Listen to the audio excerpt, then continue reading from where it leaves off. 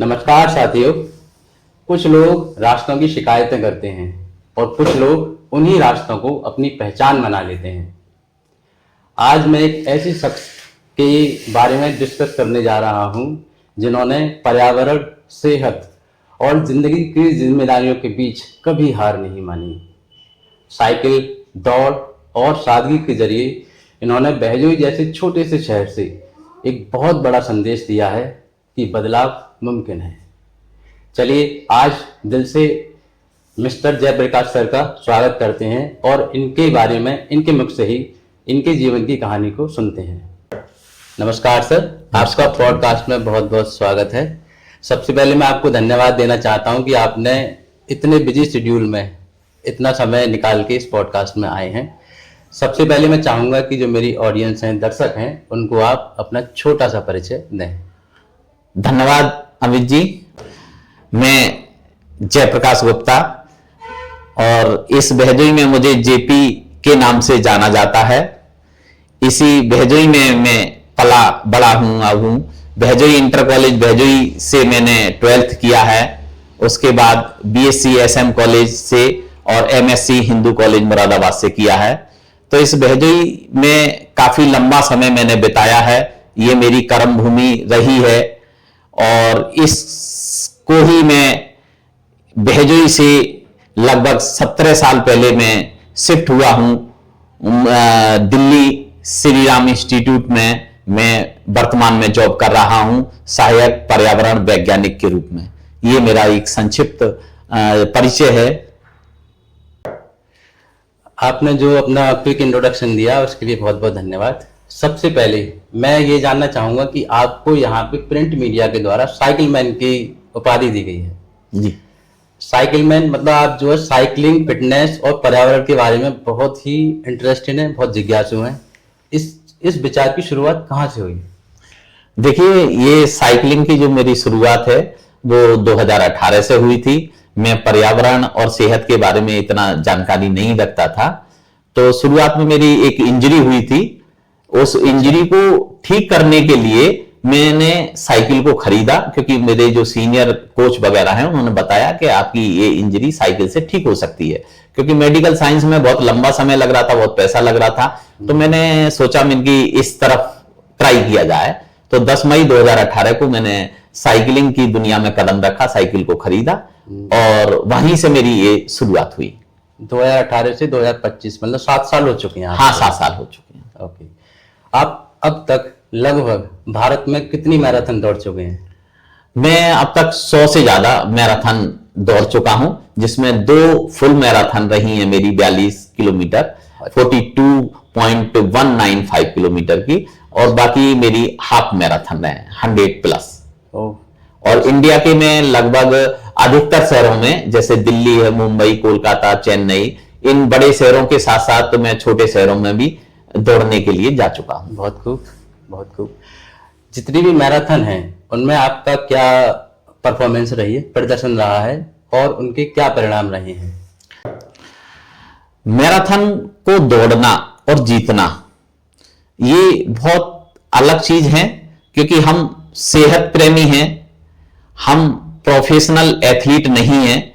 इसलिए हमारे जो मैराथन जो हम दौड़ते हैं तो वहां पर हमारा जो रिजल्ट रहता है, लगभग हम अगर 20-25 मैराथन दौड़ते हैं तब जाके कहीं किसी एक मैराथन में हमको जीत हासिल होती है। मैराथन को जीतना एक लोहे के चने चबाने के बराबर होता है और इसका परिणाम लगभग 1% से भी कम होता है। तो इसलिए मैं अब तक अपनी लाइफ में 4 से 5 मैराथन में विनर रहा हूं, जहां मुझे ट्रॉफी मिली है, चेक भी मिले हैं, सम्मानित भी किया गया है। और 2018 में मैं दिल्ली का चैंपियन भी बन चुका हूं। ठीक है सर, आपका जैसे आप चैंपियन रहे हैं दिल्ली में, तो ये तो हम लोगों के लिए गर्व की बात है। आप कोई एक ऐसी मैराथन के बारे में, उसकी घटना के बारे में, उसकी कहानी के बारे में डिस्क्राइब करें जो आपके लिए और आपके दिल को और आपके लिए बहुत ही इंपॉर्टेंट हो, महत्वपूर्ण हो। ऐसी मैराथन रही है 2017 में, एक मैराथन थी पटना हाफ मैराथन। तो मैं पटना शहर, बिहार के पटना में दौड़ने के लिए गया था। तो अपने साथियों के साथ मैंने पार्टिसिपेट वहां पे किया। उसी दौरान, उससे 2-3 महीने पहले मेरी बेटी का जन्म हुआ था। अच्छा। तो मैं चाहता था कि मैं उसे एक अच्छा गिफ्ट दूं। तो लेकिन मैं दे नहीं पाया। तो उस मैराथन को दौड़ते दौड़ते मेरे मन में ख्याल आया कि मैं क्यों ना इस मैराथन को जीत कर अपनी बेटी के लिए एक चेक दूं ले जाकर, जो मैं जीतूंगा। Good good. तो उस मैराथन को दौड़ते दौड़ते ख्याल आया मेरे दिमाग में, और फिर मेरी स्पीड अचानक से बढ़ गई दौड़ने की। पता नहीं कहां से ईश्वरीय शक्ति मेरे साथ आई और मेरे पैर तेज दौड़ने लगे और मैं उस मैराथन को जीत गया, जो कि मेरे लिए असंभव था और अप्रत्याशित था, क्योंकि मैराथन को मैं कभी जीता नहीं था। वो पहली मैराथन थी जिसमें मैं जीता और मुझे प्राइज मनी मिली। तो मेरे लिए वो जीवन की सबसे महत्वपूर्ण, सबसे सुखद मैराथन रही, और उसमें मुझे 10,000 रुपए का चेक मिला, जो मैंने अपने घर आकर अपनी बेटी के लिए दिया। बहुत बढ़िया, बहुत बढ़िया। क्वेश्चन ये है कि जैसे आपने जब साइकिलिंग, फिटनेस और इसके बारे में शुरुआत की, तो मैं मानता हूं कि कुछ लोगों ने उपहास भी किया होगा, क्योंकि ये समाज के वर्कआउट से थोड़ा सा अलग हटकी चीज थी। तो क्या आप उसके बारे में थोड़ा सा डिस्क्राइब करेंगे? हाँ, ये बहुत महत्वपूर्ण बात होती है। जब भी आप कोई नई शुरुआत करते हैं तो सबसे पहले लोग आपका उपहास ही उड़ाते हैं, लेकिन समय के बदलने के साथ साथ में वही लोग आपके तालियां भी बजाते हैं, आपका हौसला भी बढ़ाते हैं समाज में। तो कभी भी घबराना नहीं चाहिए। जब लोग उपहास उड़ाएं तो उसका मुकाबला करना चाहिए। तो इसी तरह से मेरा उपहास उड़ाया गया था। जहां तक कि जैसे मेरे सगे भाई थे, तो मैं उनके घर पे जाता था तो वो बोलते थे कि भाई ये तो झूठ बोल रहा है, साइकिल से नहीं आया, ऑटो में रख के साइकिल ले आया है। मेरे पापा जी कहते थे, जब मैं बहजोई आता था तो मेरे पिताजी कहते थे कि साइकिल को बस पे डाल के लेकर आया है, ये दिखावा करने के लिए। ये साइकिल चला के इतनी दूर तो कोई साइकिल चला ही नहीं सकता, गाजियाबाद से यहाँ साइकिल से कोई आ नहीं सकता, तो इसलिए ये दिखावा करने के लिए साइकिल को बस पे डाल के लेकर आया है। तो उस समय मुझे कंट्रोल करना अपने आप पर कि जिस व्यक्ति 150 किलोमीटर चला के आया है और उसका इस तरह से उपहास उड़ाया जा रहा है, तो वो समय बड़ा मुश्किल होता है उसको। तो आप गाजियाबाद से बहजोई साइकिल से आते हैं, 150 किलोमीटर लगभग ये दूरी है, थ्रू आउट साइकिल से आते हैं और साइकिल से ही जाते हैं? बिल्कुल बिल्कुल, बहुत बढ़िया। बिल्कुल जी। मैं लगभग साल में 5 से 6 बार साइकिल से आता हूं और साइकिल से ही जाता हूं। लेकिन कुछ पल, एक घटना ऐसी भी दिन आया था कि मैं साइकिल से लेकर गाजियाबाद के लिए निकला और धनारी जैसे पड़ता है वहां पर मुझे बारिश का सामना करना पड़ा जी। और उस बारिश में मैं भीग गया और भीगने के साथ मेरी बॉडी का टेम्परेचर बढ़ गया, यानी कि मुझे बुखार आ गया। बुखार आने के साथ में मैंने कई जगह हेल्प भी मांगी, मुझे हेल्प नहीं मिली, किसी ने लिफ्ट भी नहीं दी, क्योंकि साइकिल को रखता कहां से, तो किसी ने, कार वाले ने, और मुझे किसी तरह की कोई सहायता नहीं मिली। लेकिन बुलंदशहर में जाके मुझे एक घटना याद आ रही है कि एक रोडवेज वाले, बस वाले से मैंने हेल्प मांगी थी और वो इतना अच्छा था कि उसने हेल्प ही नहीं दी, बल्कि मेरी साइकिल को बस में रखा और गाजियाबाद में रोडवेज बस को मेरे घर के नजदीक तक लेके गया। रोडवेज बस जाती नहीं है कभी, लेकिन वो कंडक्टर बस का इतना अच्छा था कि उसने देखा कि मैं बहुत परेशान हूं, बुखार मेरा तप रहा हूं, और वो मेरे लिए घर तक छोड़ के आया। तो वो घटना मैं कभी भूल नहीं सकता। ह्यूमैनिटी इज स्टिल अलाइव, जैसा कि आपने सर बताया कि आपको रोडवेज वाले व्यक्ति ने आपके घर के नजदीक तक जाके छोड़ा, ये इस बात का प्रूफ है सर। अच्छा, इसी सिलसिले में आगे बढ़ते हैं।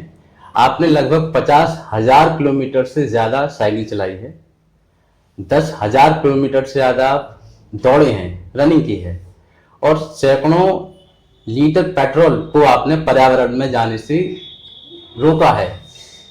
इन सब के बाद आपके मन में या आपके जो प्रभाव पड़े हैं मानसिक रूप से और शारीरिक रूप से, वो क्या पड़े हुए हैं, आप इसको थोड़ा सा डिस्क्राइब करें। बहुत अच्छा प्रश्न किया अमित जी आपने। मेरे सबसे बड़ा परिवर्तन जो हुआ है साइकिलिंग से, रनिंग से, कि मैं पहले से ज्यादा पॉजिटिव हो गया। पहले बहुत सारे नेगेटिव थिंक दिमाग में आते थे और अधिकतर नेगेटिविटी मेरे अंदर थी। तो तो इन सारी चीजों में आने के बाद में रनिंग साइकिलिंग के दौरान जो हडल हमने पार किए हैं, उन हडल पार करने से हमारे जो जीवन शैली है वो सकारात्मक हो गई। अब हमारे लिए कोई भी कार्य कठिन नहीं लगता। जैसे लोग कहते हैं हमसे ना हो पाएगा, तो ये शब्द हमने कूड़ेदान में डाल चुके हैं, डस्टबिन में डाल चुके हैं। हमारे लिए हर चीज संभव है। हमारी डिक्शनरी से ना शब्द और हमसे ना हो पाएगा ये हमने हटा चुके हैं। ये विशेष परिवर्तन हमारे अंदर आया। ठीक है सर, इस सिलसिले में थोड़ा आगे बढ़ते हैं। सर, जैसे हम लोग आजकल देखते हैं कि लाइफ बहुत बिजी है लोगों की, उनके पास फिट रहने के लिए एक्सरसाइज का टाइम बहुत कम मिलता है। तो सर, ऐसे लोगों के लिए आप 5-6 स्टेप्स में ये बताइए कि वो फिट रहने के लिए क्या कर सकते हैं। देखिए, सबसे पहले तो फिटनेस की शुरुआत हर किसी फिट रहने की जो भी हम काम करेंगे फिटनेस के लिए, तो उसकी शुरुआत 0 से होती है। तो हम सबसे जो शुरुआत करें कि जल्दी उठने का प्रयास करें सुबह के लिए, और उस सुबह को जल्दी उठने का हमें लाभ ये मिलेगा कि हम बाहर, घर से बाहर निकलेंगे और अपनी 100 मीटर 200 मीटर रनिंग से इसकी स्टार्टिंग करेंगे। तो पहला स्टेप तो यही हो गया। दूसरा स्टेप ये होगा कि हम रात को थोड़ा जल्दी सोएंगे तो सुबह जल्दी उठ जाएंगे। जब जल्दी उठ जाएंगे हम नेचर के समीप जाएंगे। नेचर के समीप जाएंगे तो ग्राउंड में पहुंचने के बाद में जब खिलाड़ियों से आप मिलेंगे तो धीरे धीरे वो लोग आपको पुश करेंगे और आप एक अच्छे एथलीट कम समय में बन सकते हैं।